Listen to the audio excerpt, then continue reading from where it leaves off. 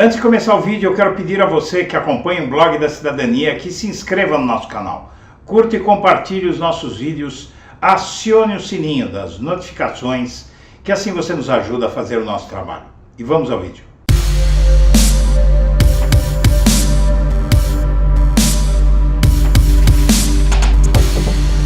Bom dia, senhoras e senhores. Hoje é 13 de fevereiro de 2023, são 8 horas da manhã.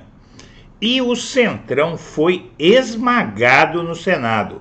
Por isso havia tanto interesse de Bolsonaro e por isso foi tão renhida a disputa pelo comando da chamada Câmara Alta.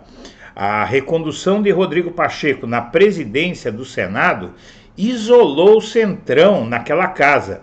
Mas não é apenas isolar politicamente, veja só. Eles foram, o PL, o PP e os republicanos representam a oposição bolsonarista no Senado. E eles devem ficar sem presidência nas 14 comissões permanentes da casa. Só para que se entenda, é o seguinte, essas comissões, elas determinam o poder político nas casas da República, nas casas do Parlamento.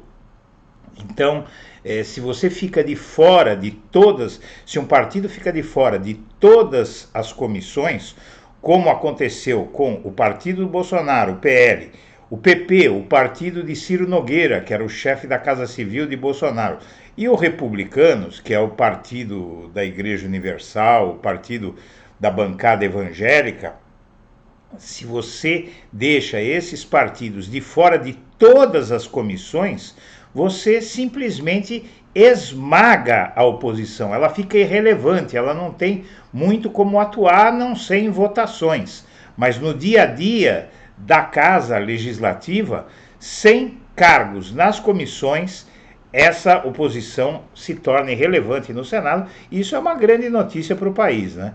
Porque realmente eles estão atuando na base da sabotagem. A matéria explica que o isolamento do PP, do PL e do Republicanos no Senado, partidos que se posicionaram contra a reeleição de Rodrigo Pacheco, do PSD, o partido de Kassab em Minas Gerais, pode se acentuar com a distribuição de cargos em comissões permanentes. As legendas foram excluídas das negociações e não devem conseguir a presidência de nenhum dos 14 colegiados. Colegiados os grupos que formam as comissões. Nesses grupos serão debatidos os mais importantes temas do terceiro mandato de Lula. Hoje, os dois maiores blocos de senadores são alinhados ao governo e pretendem indicar o comando de todas as comissões. Ou seja, é uma grande notícia essa para Lula, já deu para entender do que se trata a matéria. É uma grande notícia essa para Lula e para quem quer que o governo dele dê certo, porque na Câmara realmente a força da oposição é muito grande, né? E na verdade o Lula herdou o Arthur Lira, que era um bolsonarista de 4 costados, que simplesmente bloqueou todos os pedidos de investigação contra Bolsonaro, mais quase 200 de pedidos de investigação contra Bolsonaro, então nunca é visto como uma figura confiável.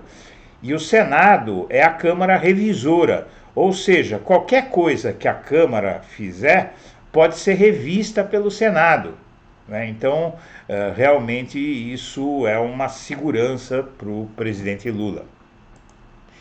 E a divergência de Alexandre de Moraes e Carmen Lúcia sobre Bolsonaro consiste no seguinte: a Carmen Lúcia acha que os processos do Bolsonaro que não envolvam pessoas com foro privilegiado devem ser remetidos para a primeira instância. Inclusive, ela já mandou 10 processos. Primeiro anunciou-se que eram 5, depois anunciou-se que eram 7 e agora já são 10 processos. É que o Bolsonaro tem muito processo lá no STF. E o Alexandre de Moraes, ele enxerga de outra forma. Ele acha que esses processos têm que ficar no Supremo principalmente porque eu acredito, na minha visão, ele teme a impunidade do Bolsonaro, ele teme que esses processos se arrastem, porque ele sabe que a política varejista, a política miúda, é a área de Bolsonaro, é o meio ambiente, é o habitat natural de Bolsonaro, é onde ele surgiu e ele nadou a vida inteira.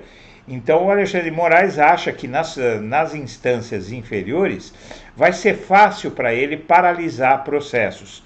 E eu tendo a concordar ipsis literis com Alexandre de Moraes. Quer dizer, ipsis literis, textualmente eu concordo com Alexandre de Moraes. E se a tentativa de golpe de 8 de janeiro tivesse sido obra da esquerda? Pergunta o colunista do portal Metrópolis, o Ricardo Noblar. Aí eu respondo para você. Se tivesse sido de esquerda, se tivesse tido indígenas sem terra, quilombolas, não é? MST, etc., naquelas manifestações, ia faltar bala. Simples assim, porque o problema teria sido resolvido na bala. E os petistas, na verdade, o governo, o Lula, esperam uma revisão da meta de inflação na reunião do Conselho Monetário que está para acontecer. E a temperatura da crise deveria baixar com a expectativa de discussão sobre a inflação no conselho presidido por esse senhor aí, o Roberto Campos Neto. Porém, isso foi o que diminuiu a temperatura, inclusive a irritação do Lula com ele, que é o presidente do BC, ele foi indicado pelo Bolsonaro, e o Lula não pode trocar, na verdade, presidente nenhum pode trocar mais o presidente do BC, do Banco Central, por conta da tal independência do Banco Central que foi estabelecida por ação de Bolsonaro no governo passado. E aí, para baixar a temperatura, esse cara chegou e disse a semana passada que, não, tudo bem, nós vamos aumentar a meta de inflação, porque a meta de 3,25% de inflação ao ano é considerada irreal, não vai atingir. Já nos últimos anos, o governo Bolsonaro não conseguiu atingir nenhuma vez a meta de inflação do BC, que é sempre colocada muito baixa para permitir elevação dos juros, porque esse sujeito ele é amigo de banqueiro, né? Então não tem independência nenhuma, ele é amigo de banqueiro, ele tem tratativas com banqueiros. Então se ele coloca a meta de inflação baixa, como é difícil de atingir, você tem desculpa, não é? Ou melhor, ele tem desculpa para aumentar os juros e com isso encher o bolso dos banqueiros de dinheiro. É uma tática para manter os juros altos, porque o juro é o que remunera o banqueiro. O dono de banco, ele ganha com juro alto, não é? Então, para ajudar os banqueiros, ele põe uma meta de inflação irreal que não dá para atingir, aí ele diz, tem risco de inflação, e aumenta a taxa de juro, porque a mentalidade dessa gente é a seguinte, se tem inflação, você aumenta o juro que a inflação baixa.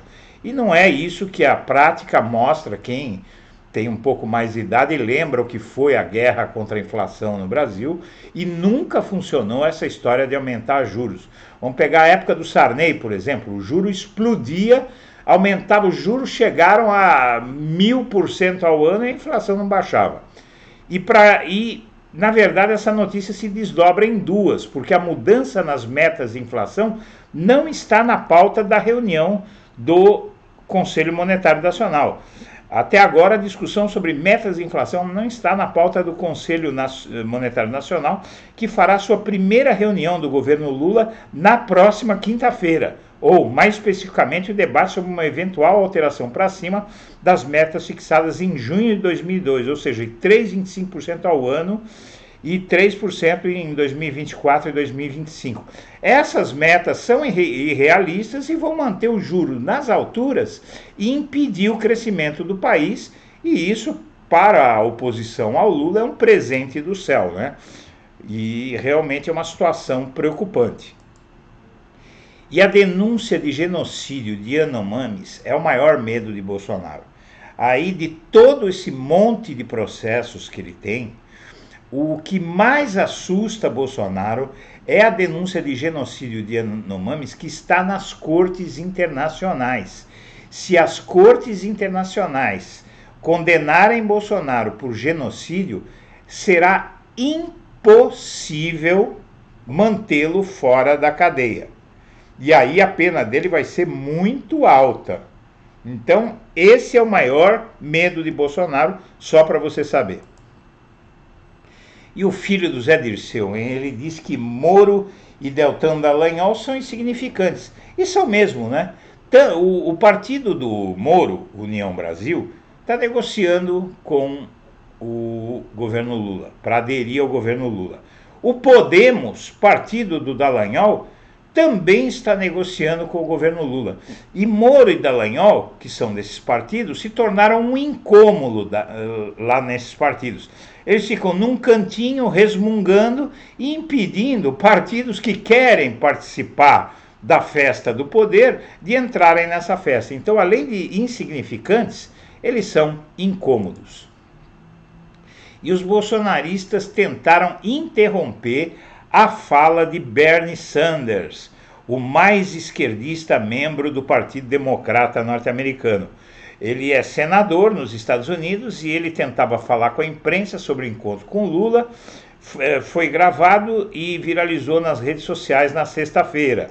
Porém, enquanto ele falava, ele foi impedido de continuar falando por apoiadores do Bolsonaro, e o momento foi gravado e viralizou nas redes sociais na sexta-feira. No vídeo, Bernie é alvo de xingamentos e também não consegue falar por causa do barulho. Os bolsonaristas que estavam no local xingaram o Lula e o chamaram de ladrão e ditador. O político norte-americano ainda tentou competir com os extremistas para falar e pediu silêncio, mas foi ignorado. Isso é o bolsonarismo, né? É o radicalismo, é a burrice, é a violência, é o autoritarismo. Felizmente, está acabando, pelo menos por enquanto. E a irritação de ex-integrantes do governo Bolsonaro com o comandante do Exército, você sabe que eu descobri através dessa matéria que o Bolsonaro foi meu vizinho várias vezes, porque eu resido próximo a um quartel do Exército em que o Bolsonaro, que tem, inclusive, aqui em São Paulo, tem inclusive um condomínio fechado de luxo para os generais, junto do quartel, e o Bolsonaro se hospedava lá quando vinha para São Paulo. Veja só, né? Que desgraça, né? Inclusive, várias vezes, tem uma churrascaria aqui perto, que ele costumava ir, então várias vezes eu vi aí gritaria de mito e contra e a favor dele aqui perto da minha casa, e era ele, porque estava hospedado aqui a um quarteirão daqui, acredite se quiser.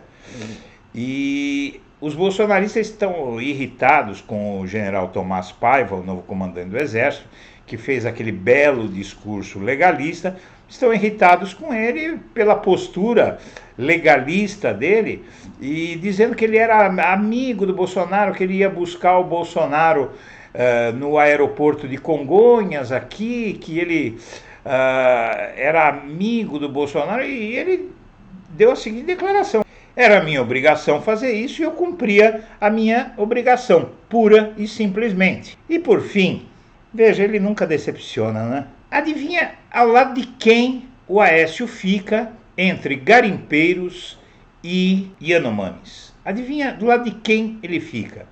Quem você acha? É o Aécio Neves, né? Que deu de falar ultimamente, ele estava escondido, não é? Tremendo embaixo da cama por conta das falcatruas dele, que foram descobertas, e agora ele vem a público para defender os garimpeiros, né? Não decepciona, né? Pelo menos essa desgraça o Brasil não teve, ele governar o Brasil. Meu amigo, minha amiga, eu agradeço a atenção e deixo meu melhor abraço para todo mundo.